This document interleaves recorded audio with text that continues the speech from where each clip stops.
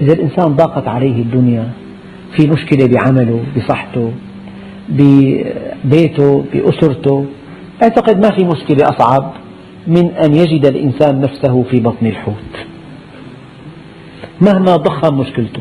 يا أخي شيء لا يحتمل، شغل ما في، دخل صفر، الزواج ميؤوس منه، الزوجة سيئة جدا، إن طلقتها عندي منها أولاد، أخاف من ضياعهم إن طلقتها، وأخاف ولا أتحمل معاشرتها إن أبقيتها، وهو يظن أن هذه أكبر مشكلة في العالم.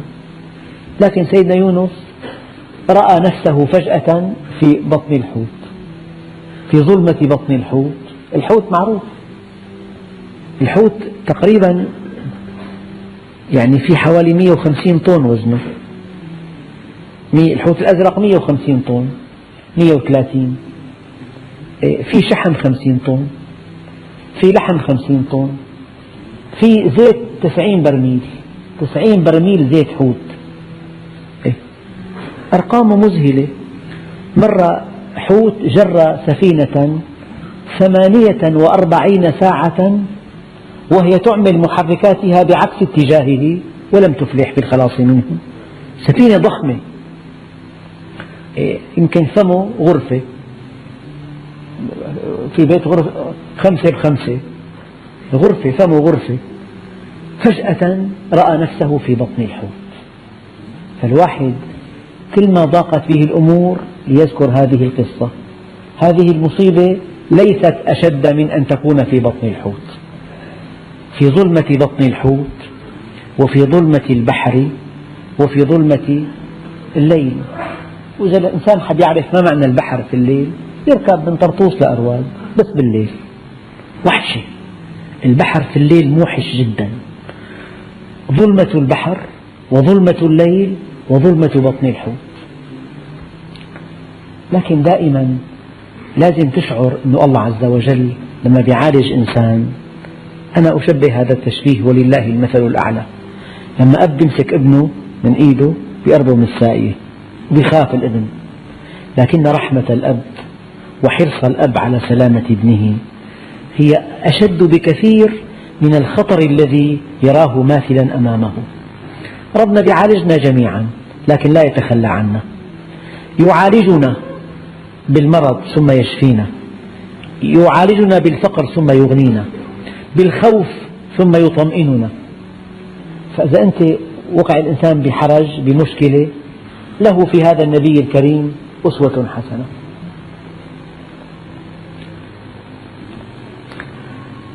فساهم فكان من المدحضين فالتقمه الحوت وهو مليم، يعني أتى بعمل يلام عليه، أتى بعمل لأنه غادر قومه قبل أن يأذن الله له، ضجر منهم. أيام الواحد يتكلم مع شخص كلمتين لك حل عني، عيشة الفهيم مع البهيم دادتين، ما بيتحمل. على كل لا ينبغي أن نشغل بتفاصيل وقوعه في البحر. شاءت مشيئة الله أن يقع في البحر، قرعة بغير قرعة، ألقى نفسه، مهما شئتم، هذه التفاصيل لا تعنينا، يعنينا أن الله أراد له أن يقع في البحر، وإذا شاء الله شيئا لا بد من أن يقع. كل شيء وقع أراده الله، وكل شيء أراده الله وقع. طبعا الحوت إذا كان وجبته المعتدلة 4 طن، فشو بيساوي سيدنا يونس معه؟ سمسمة بين أسنانك، يعني لقمة، أقل من لقمة. إذا رضعته الوحدة 300 كيلو، 3 رضعات بده باليوم. أنثى الحوت 3 رضعات بدها طن حليب كل يوم. فلذلك الله قال فالتقمه الحوت وهو مليم، يعني أتى بعمل يلام عليه. الله عز وجل وصف النبي عليه الصلاة والسلام فقال فما أنت بملوم، لست ملوما عندنا يا محمد، ولست ملوما عند الخلق ولا عند نفسك. أي واحد منا طول حياته بيلوم نفسه، ليش هيك حكيت؟ لماذا فعلت كذا؟ لما لم أعطه؟ لما ضيقت عليه، لما تأخرت مثلا، كل حياته لوم، وربنا أثنى عن نفس اللوامة، أثنى عليها، قال لا أقسم بيوم القيامة ولا أقسم بالنفس اللوامة. ولكن النبي عليه الصلاة والسلام في كل حياته ما أتى بعمل يلام عليه. سيدنا يونس طبعا الأنبياء مراتب، فالتقمه الحوت وهو مليم.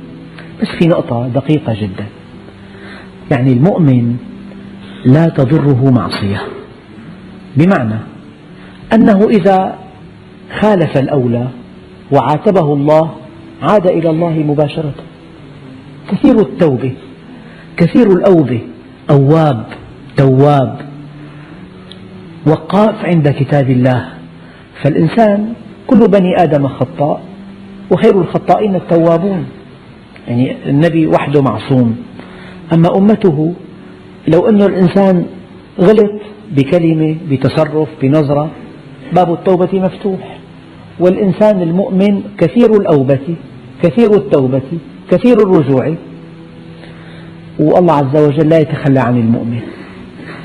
واعتبر أن الله عز وجل إذا عالجك فهذا من علو مقامك عند الله، لأنه في إنسان خارج الاهتمام الإلهي.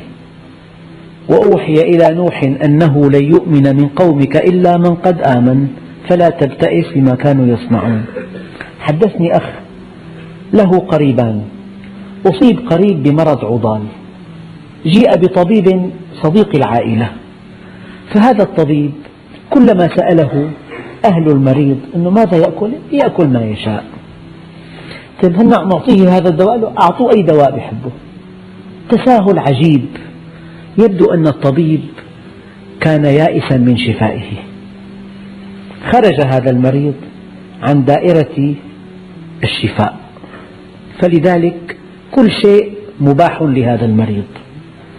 هذا الأخ الكريم الطبيب نفسه مع مريض آخر من الأسرة أصيب بمرض في أمعائه، رآه متشددا غاية التشدد، أعطاه قائمة بالممنوعات والمسموحات بمقادير محددة والأدوية بمواقيت.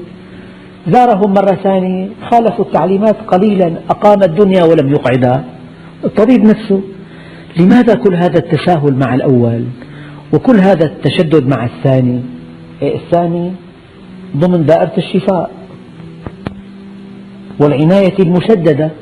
فأحدنا أيها الإخوة إن رأى أن الله جل جلاله يعالجه ويتابعه ويحاسبه حسابا دقيقا ليفرح. هذا دليل أن الله عز وجل يريد أن يتوب عليه، يريد أن يطهره. هذا الصحابي الذي سأل النبي أن يدعو له قال اللهم ارحمه، فقال الله عز وجل كيف أرحمه مما أنا به أرحمه؟ قال وعزتي وجلالي لا أقبض عبدي المؤمن وأنا أحب أن أرحمه إلا ابتليته بكل سيئة كان عملها سقما في جسده أو إقتارا في رزقه أو مصيبة في ماله أو ولده حتى أبلغ منه مثل الذر، فإذا بقي عليه شيء شددت عليه سكرات الموت حتى يلقاني كيوم ولدته أمه. يا أخوان، نحن إذا رأينا أن ربنا جل جلاله يتابعنا ويضيق علينا ويحاسبنا على كل نظرة وعلى كل خطرة وعلى كل زلة، فهذا من نعم الله علينا. معنى ذلك أننا مطلوبون وأننا ضمن العناية الإلهية. أما إذا أعطانا الدنيا ولم يعالجنا فهذه إشارة لا ترضي إطلاقا. إذا رأيت الله يتابع نعمه عليك وأنت تعصيه فاحذره. سيدنا يونس الله عز وجل نبي كريم، نبي عظيم يحبه، لكن ترك الأولى فجاء العلاج ثم اشتباه، فالتقمه الحوت وهو مليم فلولا أنه كان من المسبحين. طبعا نادى في الظلمات أن لا إله إلا أنت سبحانك إني كنت من الظالمين. قالوا الثناء على الله دعاء، والدليل هذه الآية: الثناء على الله دعاء، لا إله إلا أنت سبحانك إني كنت من الظالمين. اعترف بذنبه، والمعترف بالذنب كمن لا ذنب له. والثناء على الله دعاء. أيام يكون شخص لك عنده حاجة، إذا قلت له أعطني شيء، أنت إنسان كريم، أنت عظيم، أنت رحيم. هذه الأوصاف دعوة مبطنة بالعطاء. فنادى في الظلمات أن لا إله إلا أنت، أنا وقعت في أمرك يا رب.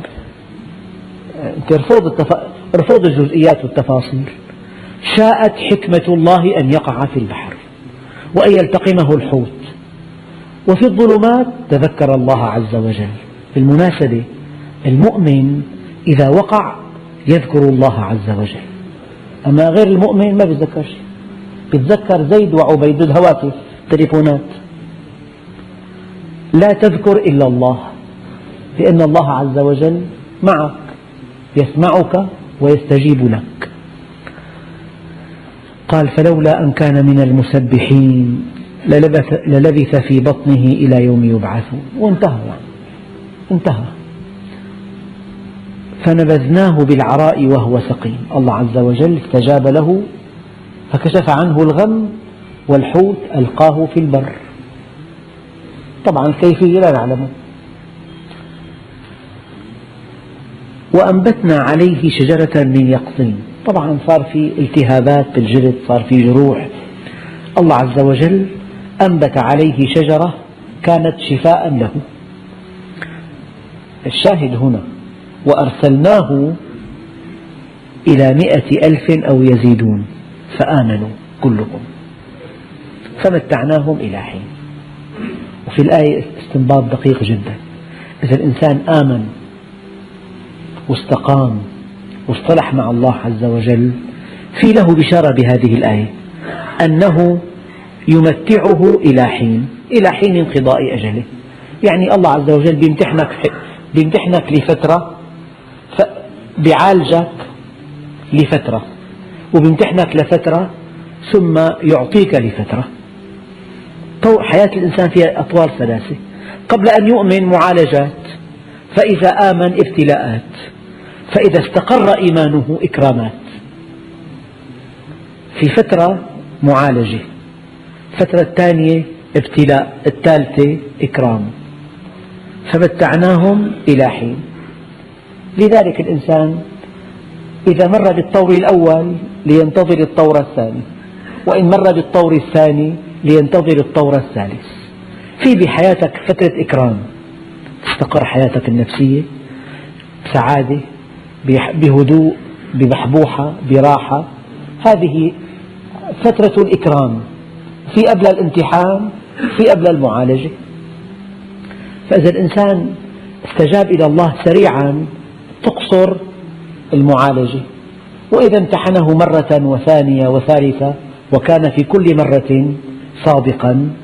من المؤمنين رجال صدقوا ما عاهدوا الله عليه، كمان تقصر مدة الامتحان وتطول فترة الإكرام. فالله عز وجل أبق إلى الفلك المشحون، يعني أبى البقاء عند قومه، ضجر منهم، ولم يؤمر بتركهم، خالف الأولى، فعالجه الله عز وجل، ثم نجاه إلى البر، ثم عالج جسمه، ثم عاد كما كان. وأرسلناه إلى 100,000 أو يزيدون فآمنوا به جميعا واستجابوا له فمتعناهم إلى حين. يمكن أسعد إنسان هو الذي إذا دعا إلى الله استجاب الناس له وآمنوا بدعوته، فكان يعني سببا لهدايتهم، وهذا من إكرام الله له. يعني أعظم عمل إنه من صنعة الأنبياء أن تكون سببا في هداية الخلق، أن تكون سببا في دلالة الخلق إلى الحق جل جلاله. وفي درس قادم إن شاء الله ننتقل إلى بقية الآيات في سورة الصافات. يعني ممكن قبل أن ننهي الدرس، هذه القصة قصة يونس. أول مغزى أن كل الناس مدعوون إلى الهدى، وأن الله خلقهم جميعا ليرحمهم وليسعدهم. أي أول نقطة. الثانية أن الإنسان إذا دعا إلى الله عليه أن يصبر، وعليه أن يستمر وأن يثبت، لأنه إذا تخلى عن دعوته أدبه الله عز وجل. النقطة الثانية. النقطة الثالثة، الإنسان يمر بمرحلة معالجة ومرحلة ابتلاء ومرحلة إكرام. النقطة الرابعة أن الإنسان إذا أصابته مصيبة ليذكر مصيبة هذا النبي العظيم وقد وجد نفسه فجأة في بطن الحوت، وكيف أن الله لا يتخلى عن المؤمنين إطلاقا. يعني تصور المثل، أب حمل ابنه من يده وقربه من الماء فبكى ثم أعاده، عملية إيقاظ، عملية تنبيه، عملية حفز. فربنا عز وجل يعالجنا جميعا، والمؤمن كما قلت لا تضره معصية، لأنه إذا عصى أو خالف أو قصر يذكر رحمة الله عز وجل فيتوب إليه. الكافر معصيته ثابتة، أما المؤمن كثير التوبة يتوب منها فورا. وإذا آمنت واصطلحت مع الله واستقمت على أمره يمتعك في الدنيا متاعا إلى حين. في آية أخرى تؤكد ذلك: فإما يأتينكم مني هدى فمن اتبع هداي فلا خوف عليهم ولا هم يحزنون. فمن اتبع هداي، فمن تبع هداي فلا خوف عليهم ولا هم يحزنون.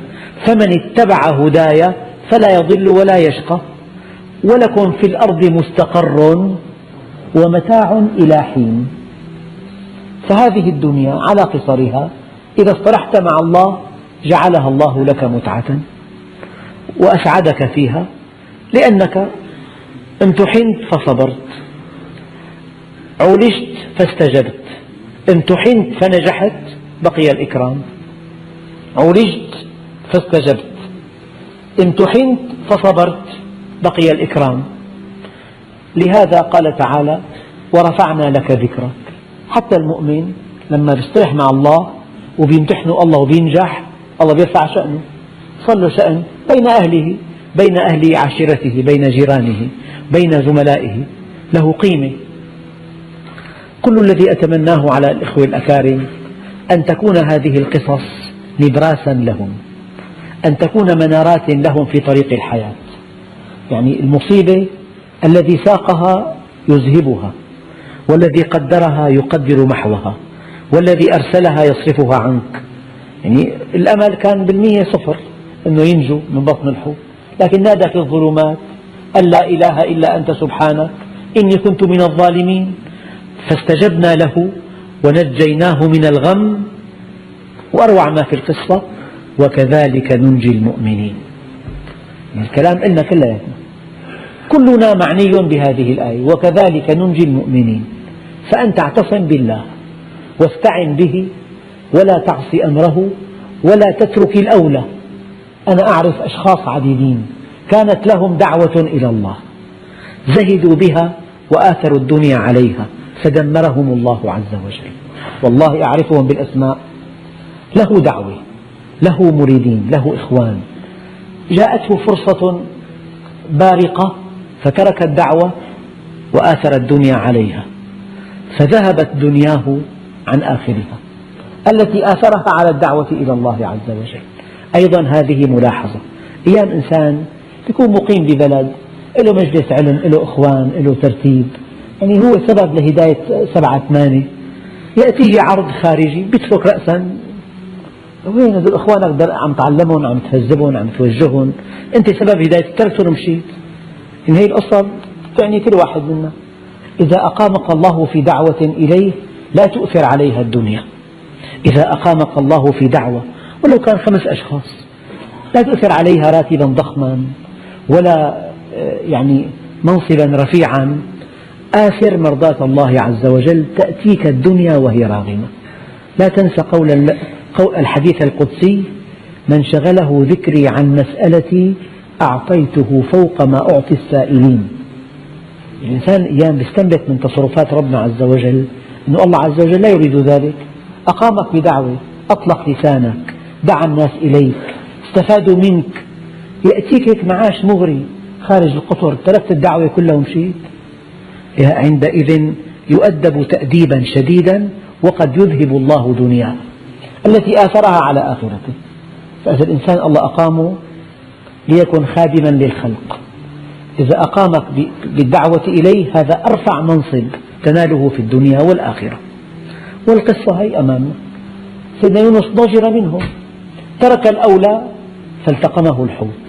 ما بيهمني كيف التقمه، بيهمني أنه التقمه، شيء ثابت، التقمه الحوت. يعني شاءت مشيئة الله أن يلتقمه. فلما نادى في الظلمات واستغفر وأناب واعترف بذنبه إني كنت من الظالمين، الله عز وجل على الرغم من أن المصيبة كبيرة جدا أنجاه منها. الحوت نفسه نبذه في العراء، والله عالجه بهذه الشجرة التي ذكرها الله عز وجل. وبعد ذلك عاد إلى قومه داعية، ودعا 100,000 أو يزيدون وآمنوا به جميعا فمتعناهم إلى حين. وخلي بالك النقطة، في طور المعالجة، فإذا استجبت توقفت المعالجة، وفي طور الامتحان، فإذا نجحت توقف الامتحان، بقي الطور الثالث وهو الإكرام، فمتعناهم إلى حين. هذه آيات كريمة خالدة، يعني هذا ما يفعله الله بعباده في كل عصر وفي كل.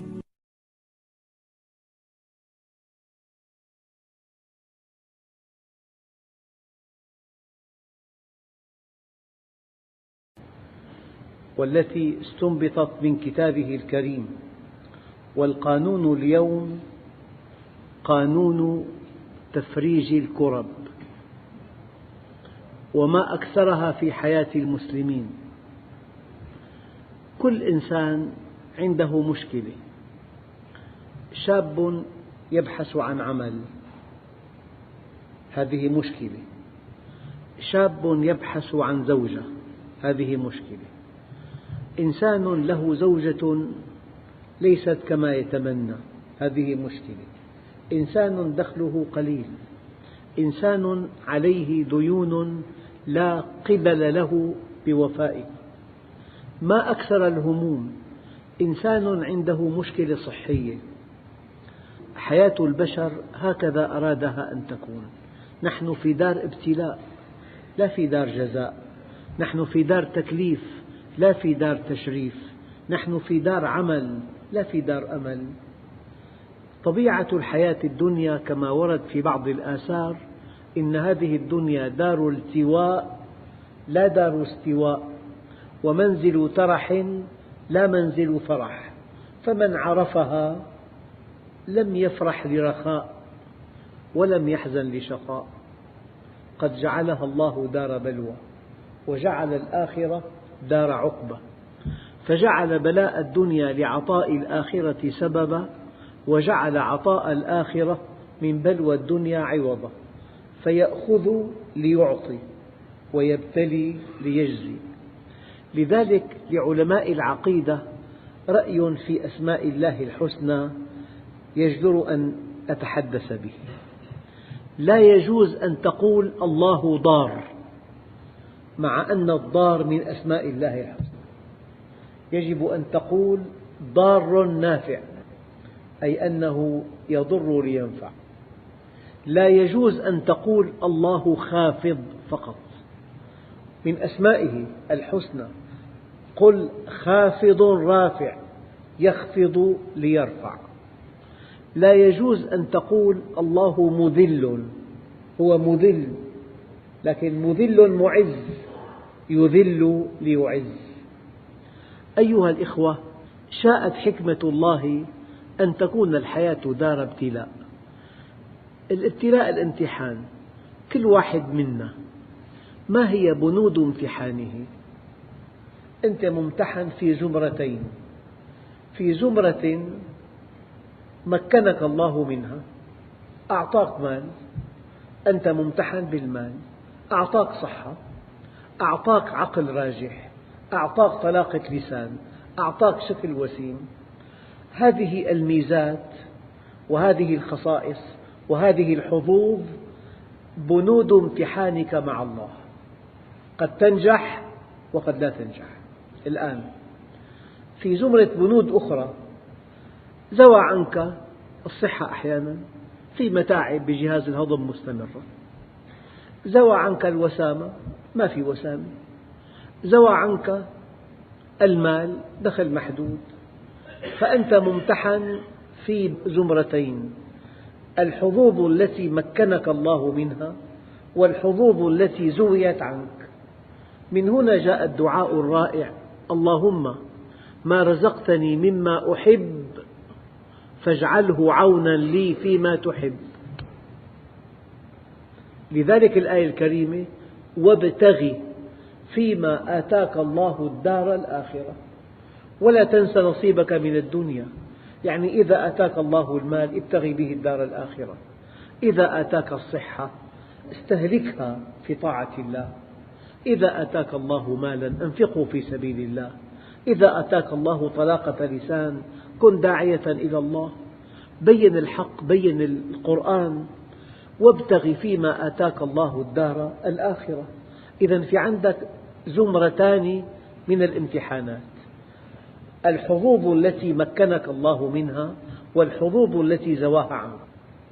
الآن لو تصورنا إنسانان عاشا 60 عاما بالضبط، واحد كان غني واحد كان فقير، لو توقعنا أن الغني لم ينجح بامتحانه، استكبر بماله، استعلى على عباد الله، أنفقه على ملذاته وشهواته المحرمة، والفقير نجح في امتحان الفقر، تجمل وصبر وتعفف وأطاع الله عز وجل. 60 انتهوا، كم سنة بقيان بعد الموت؟ إلى أبد الآبدين. ما هو الأبد؟ والله أيها الإخوة، والله ما في عقل بالأرض يستوعب الأبد. ماذا أقول؟ بيننا وبين الشمس 156 مليون كيلومتر. أتصور واحد بالأرض وأصفار للشمس، مو كل كيلومتر صفر، كل ميلي صفر. شو الرقم؟ هذا رقم العقل ما بيستوعبه. 156 مليون كيلومتر أصفار وكل ميلي صفر. هذا الرقم ضعه صورة وضع مخرجه لا نهاية، قيمة صفر. الدنيا صفر. لو أن الدنيا تعدل عند الله جناح بعوضة ما سقى الكافر منها شربة ماء. الغنى والفقر بعد العرض على الله. خذ ما شئت إنك مفارق، عش ما شئت فإنك ميت، أحبب ما شئت فإنك مفارق، اعمل ما شئت فإنك مجزي به. هكذا. لذلك العقل والذكاء والتوفيق والنجاح والتفوق في طاعة الله، ومن يطع الله ورسوله فقد فاز فوزا عظيما. إذا نحن في دار ابتلاء، والابتلاء منوع، إما إيجابي أو سلبي. لو كان الابتلاء سلبي أنت أمام طريق مسدود، ما في عمل، وشاب، ما في زواج، ما في عندك بيت، يعني مشكلات الحياة لا تعد ولا تحصى، مرض معقد يحتاج إلى أموال طائلة، هذا كرب. قانون تفريج الكرب والله الذي لا إله إلا هو، وألقى الله بهذا الكلام: زوال الكون أهون على الله من أن تتقي الله ثم لا ترى الفرج. بأي مكان كنت، بأي زمان، بأي محيط، بأي بيئة، بأي نظام، بدولة غنية فقيرة، شرق غرب، ومن يتق الله يجعل له مخرجا. هذه شعار عظيم لكل شاب. مما تشكو؟ اتق الله. اتق الله يجعل لك مخرجا. اتق الله في اختيار زوجتك، يجعل الله لك مخرجا من الشقاء الزوجي. اخترها ذات دين تربت يداك إن لم تفعل. اخترها تعرف الله، إنها أم أولادك. من يتق الله في اختيار زوجته يجعل الله له مخرجا من الشقاء الزوجي. ومن لا يتق الله في اختيار زوجته تريه النجوم ظهرا. المرأة جنة أو نار. ربنا آتنا في الدنيا حسنة وفي الآخرة حسنة. الآن من يتق الله في تربية أولاده يجعل الله له مخرجا من عقوقهم. أنت حينما تعتني بابنك صغيرا تأخذه إلى المسجد، تحفظه كتاب الله، تهتم بأخلاقه، بأصدقائه، بدراسته، بصحته، بعاداته، بتقاليده، هو معك يلزمك. فإذا شب رأيته قرة عين لك. والله أيها الإخوة، ما من شيء أغلى على الأبوين من ابن صالح يدعو لهما من بعدهما. هو صدقة جارية. إذا مات ابن آدم انقطع عمله إلا من ثلاث: صدقة جارية، وعلم ينتفع به، وولد صالح يدعو له. لذلك يقول سيدنا عمر: أقوم إلى زوجتي وما بي من شهوة إلا رجاء ولد صالح ينفع الناس من بعدي. الولد ثروة كبيرة. يا أيها الإخوة، نحن في امتحان، في عنا مشكلة زوجية، مشكلة بالأولاد، مشكلة بالدخل، مشكلة بالصحة. ومن يتق الله يجعل له مخرجا. والله حدثني أحد علماء دمشق، جاءه شاب قال له: أنا ما معي شيء، وأنا في سن الشباب، وأنا أتمنى أن أتزوج، لا في بيت ولا في عمل ولا في مهر، يعمل في محل تجاري بدخل قليل جدا. قال له: اتق الله. قال له: هذه أين تصرف؟ شو اتق الله؟ ما فهم أبعادها. قال له: ما عندي غيره، مع السلامة. هذا فكر اتق الله، مجال تقوى عمله، يعني هو موظف بسيط جدا بمحل. يبدو أنه أخذ هذا الكلام بمحمل خطير. قال بعدين: داومت دوام كامل، المحل كأنه إلي، غضيت بصري عن أي فتاة تدخل إلى المحل، ما كذبت أبدا، نصحت الزبائن، يذكر تفاصيل تفاصيل تفاصيل. فصاحب المحل وضع مو طبيعي، كأنه صاحب المحل هو اهتمام دوام. فالذي حصل أنه صاحب المحل طمع به أن يكون زوجا لابنته، بس ما أخبره، وأمن بيت جيد جدا، وصار يقول له: رافقني، أنا مضطر أكسي بيت، أنا بحب ذوقك. هو يختار السيراميك، هو يختار البلاط، هو يختار.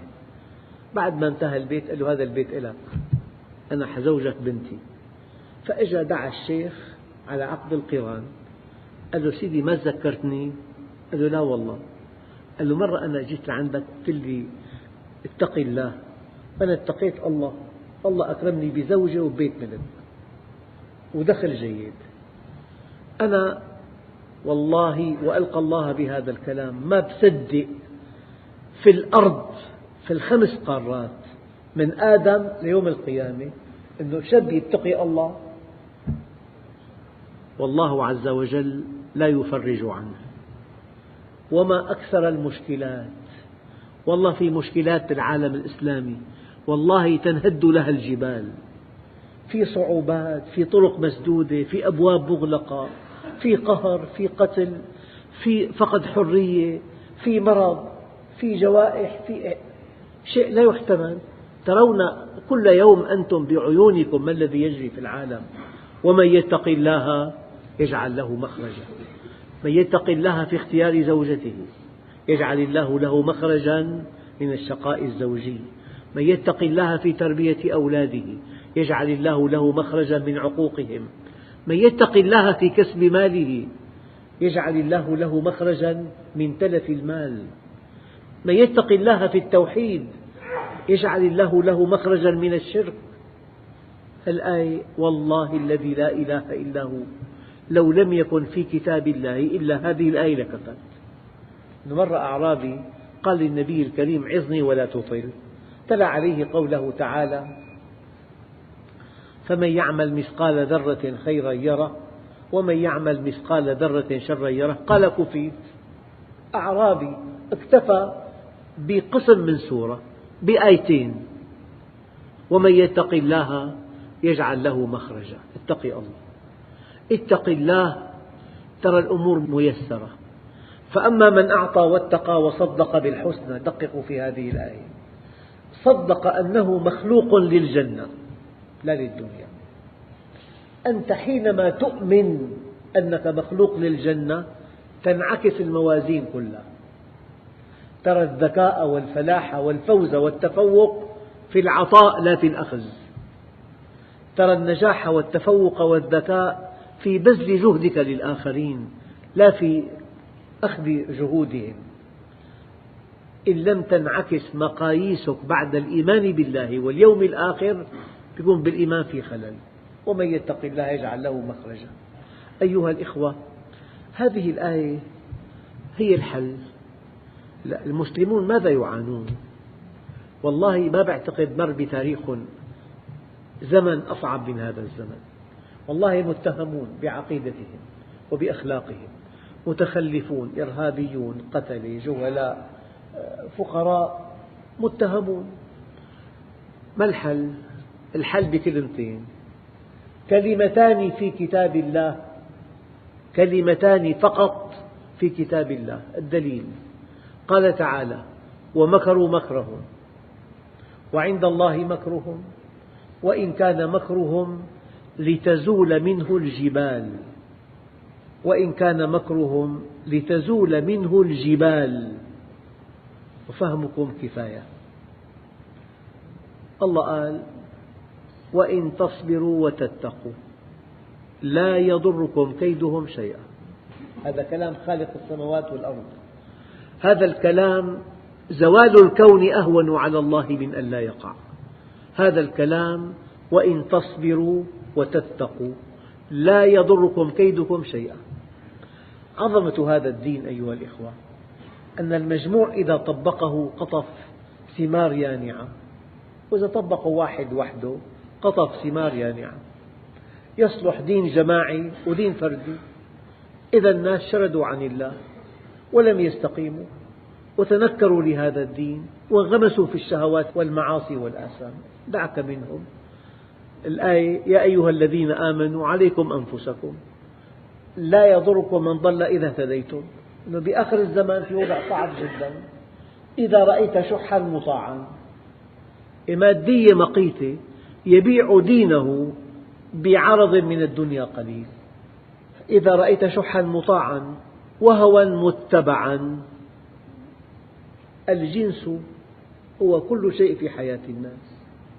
نحن أمة اقرأ، يعني بشهر رمضان، بشهر العبادة، بشهر التقوى، بشهر القرب، بشهر الصلة بالله، ما في غير مسلسلات. هذا واقع الناس.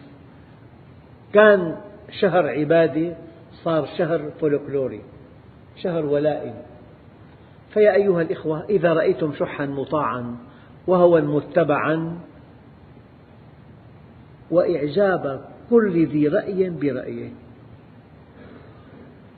قال فامسك لسانك، أمسك لسانك والزم بيتك وخذ ما تعرف ودع ما تنكر وعليك بخاصة نفسك ودع عنك أمر العامة.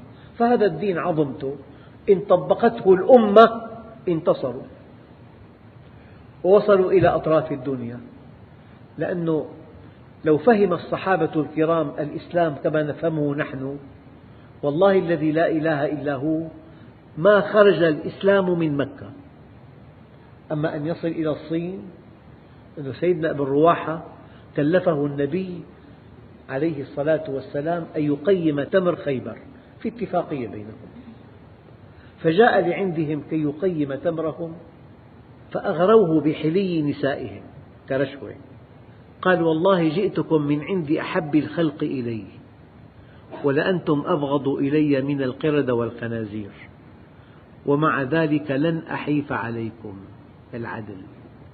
فقالت اليهود: بهذا قامت السماوات والأرض وبهذا غلبتمونا. بهذا قامت السماوات والأرض، نحن أمة نعاني ما نعاني، والله خلاصنا بيدنا، والورقة الرابحة بيدنا، والكرة في ملعبنا، والله ينتظرنا، وإن تعودوا نعود، وإن تصبروا وتتقوا لا يضركم كيدهم شيئا، يلغى كل شيء. أيها الإخوة، فنحن حينما نطبق هذا الدين تطبيق جماعي نقطف ثمار يانعة.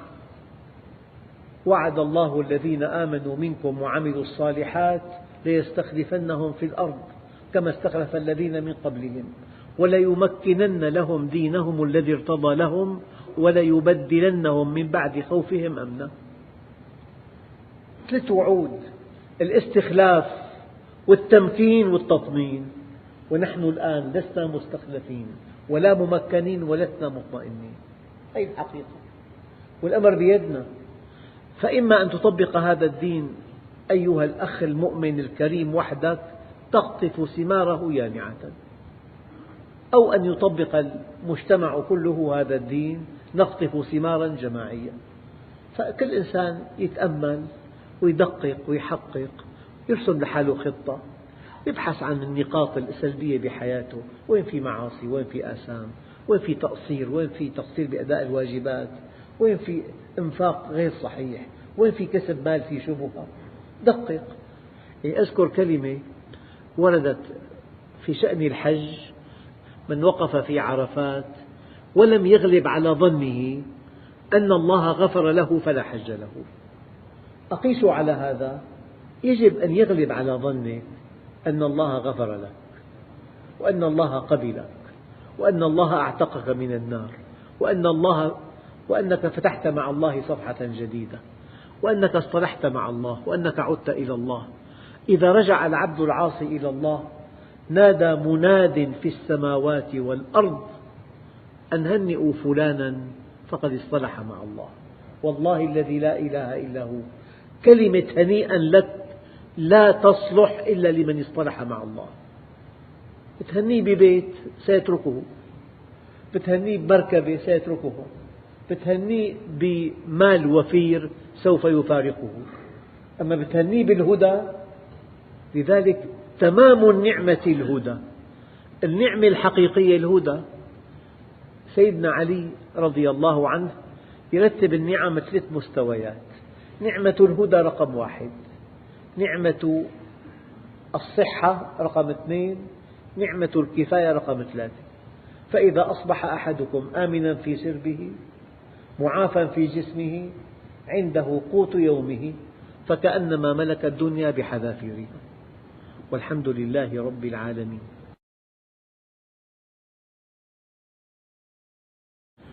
كل إنسان عنده مشكلة. شاب يبحث عن عمل، هذه مشكلة. شاب يبحث عن زوجة، هذه مشكلة.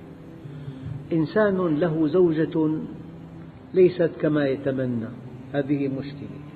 إنسان دخله قليل، إنسان عليه ديون لا قبل له بوفائه. ما أكثر الهموم. إنسان عنده مشكلة صحية. حياة البشر هكذا أرادها أن تكون. أنت أمام طريق مسدود، ما في عمل، وشاب، ما في زواج، ما في عندك بيت، يعني مشكلات الحياة لا تعد ولا تحصى. مرض معقد، يحتاج إلى أموال طائلة. هذا كرب. قانون تفريج الكرب والله الذي لا إله إلا هو، وألقى الله بهذا الكلام: زوال الكون أهون على الله من أن تتقي الله ثم لا ترى الفرج.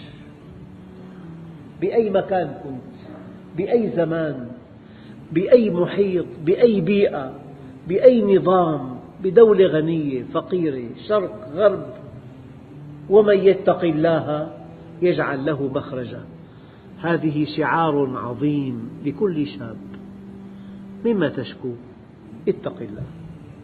اتق الله يجعل لك مخرجا. اتق الله في اختيار زوجتك، يجعل الله لك مخرجا من الشقاء الزوجي. اخترها ذات دين تربت يداك إن لم تفعل. اخترها تعرف الله، إنها أم أولادك. من يتق الله في اختيار زوجته يجعل الله له مخرجا من الشقاء الزوجي. ومن لا يتق الله في اختيار زوجته تريه النجوم ظهرا. المرأة جنة أو نار. ربنا آتنا في الدنيا حسنة وفي الآخرة حسنة. الآن من يتق الله في تربية أولاده يجعل الله له مخرجا من عقوقهم. أنت حينما تعتني بابنك صغيرا تأخذه إلى المسجد، تحفظه كتاب الله، تهتم بأخلاقه، بأصدقائه، بدراسته، بصحته، بعاداته، بتقاليده، هو معك يلزمك. فإذا شب رأيته قرة عين لك. والله أيها الإخوة، ما من شيء أغلى على الأبوين من ابن صالح يدعو لهما من بعدهما. هو صدقة جارية. إذا مات ابن آدم انقطع عمله إلا من ثلاث: صدقة جارية، وعلم ينتفع به، وولد صالح يدعو له. لذلك يقول سيدنا عمر: أقوم إلى زوجتي وما بي من شهوة إلا رجاء ولد صالح ينفع الناس من بعدي.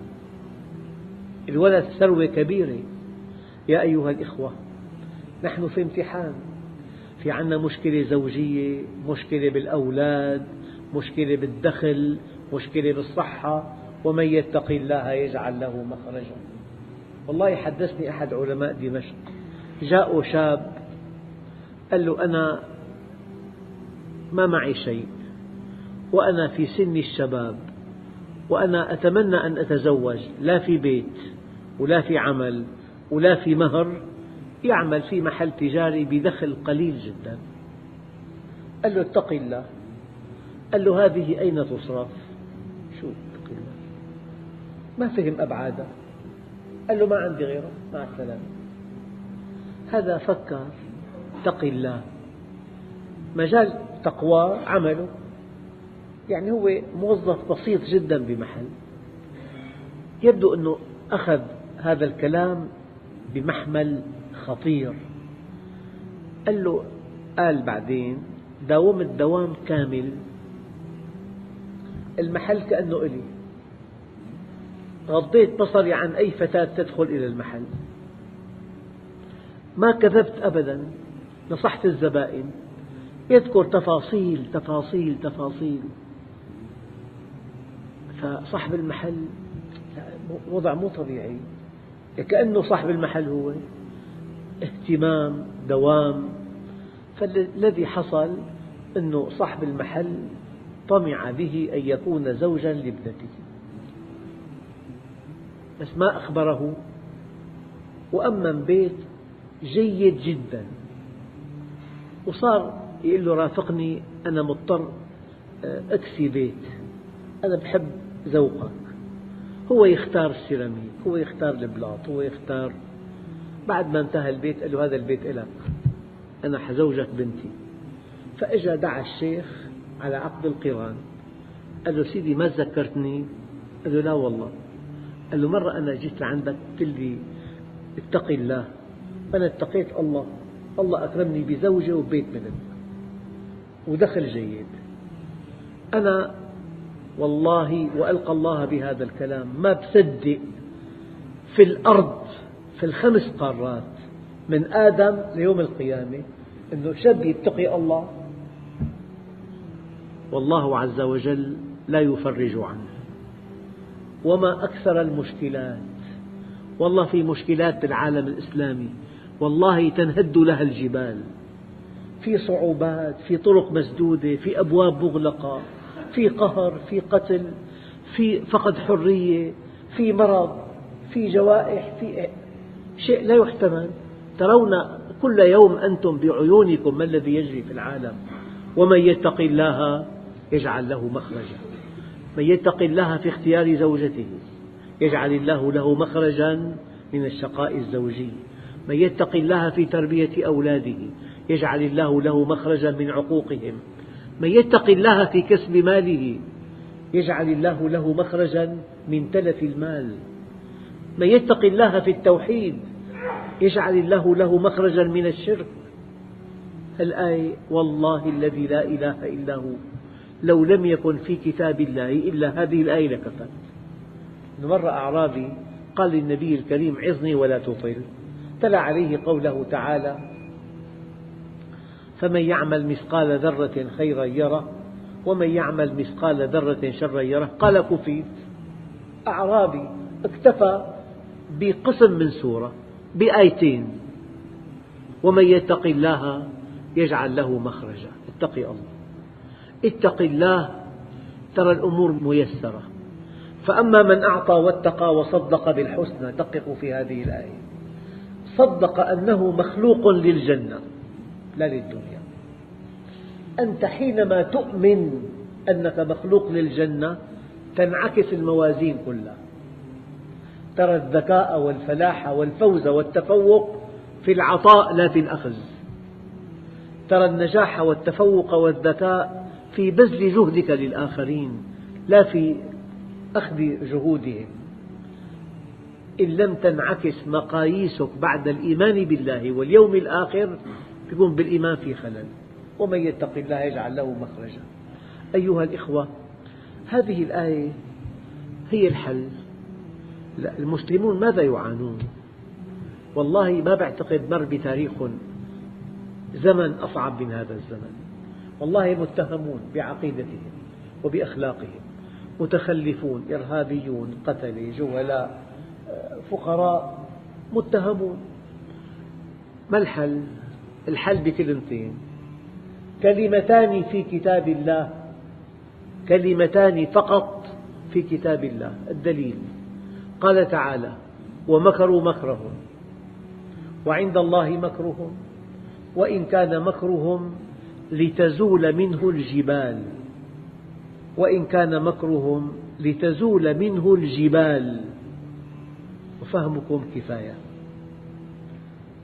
الله قال وإن تصبروا وتتقوا لا يضركم كيدهم شيئا. هذا كلام خالق السماوات والأرض. هذا الكلام زوال الكون أهون على الله من أن لا يقع. هذا الكلام وإن تصبروا وتتقوا لا يضركم كيدكم شيئا. عظمة هذا الدين أيها الإخوة أن المجموع إذا طبقه قطف ثمار يانعة، وإذا طبقه واحد وحده قطف ثمار يانعة. يصلح دين جماعي ودين فردي إذا الناس شردوا عن الله ولم يستقيموا وتنكروا لهذا الدين وانغمسوا في الشهوات والمعاصي والآثام. دعك منهم. الآية يا أيها الذين آمنوا عليكم أنفسكم لا يضركم من ضل إذا اهتديتم. إنه بآخر الزمان في وضع صعب جدا. إذا رأيت شحا مطاعا، مادية مقيتة، يبيع دينه بعرض من الدنيا قليل. إذا رأيت شحا مطاعا وهوى متبعا. الجنس هو كل شيء في حياة الناس. نحن أمة اقرأ، يعني بشهر رمضان، بشهر العبادة، بشهر التقوى، بشهر القرب، بشهر الصلة بالله، ما في غير مسلسلات. هذا واقع الناس. كان شهر عبادة صار شهر فولكلوري، شهر ولائي. فيا أيها الإخوة، إذا رأيتم شحا مطاعا وهوى متبعا وإعجاب كل ذي رأي برأيه، قال فامسك لسانك، أمسك لسانك والزم بيتك وخذ ما تعرف ودع ما تنكر وعليك بخاصة نفسك ودع عنك أمر العامة.